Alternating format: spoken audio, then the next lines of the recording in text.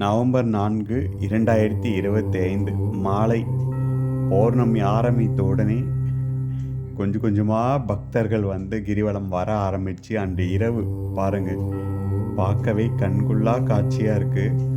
அண்ணாமலையாருக்கு அரோகரான் சின்ன குழந்தையிலேருந்து பெரியவங்க வரைக்கும் கோஷமிட்டு அவங்க வந்து நடக்கிறத பார்க்கும்போது அப்படியே உடம்புல மயிர் கூச்சலிட்டது. காண கண் கோடி வேணும்.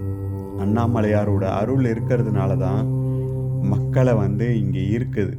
ஆயிரக்கணக்கான மக்கள் 5ஆம் தேதி காலையில் வரைக்கும் அந்த கூட்டம் இருந்தது. காலையில் கொஞ்சம் குறைவாக இருந்தது.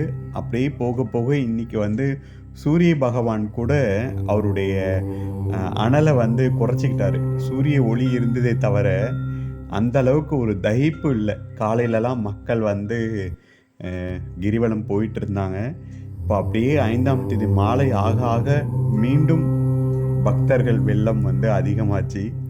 நான் எப்போவுமே சொல்கிறதான், அண்ணாமலையாரை எங்கேயுமே தேடாதீங்க.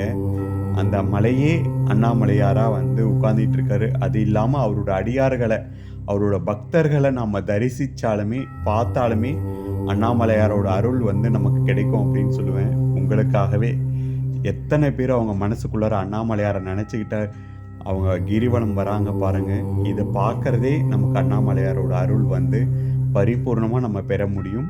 நம்ம காணொளி பார்க்கக்கூடிய பக்தர்களுக்காக. ஹரஹர மகாதேவா.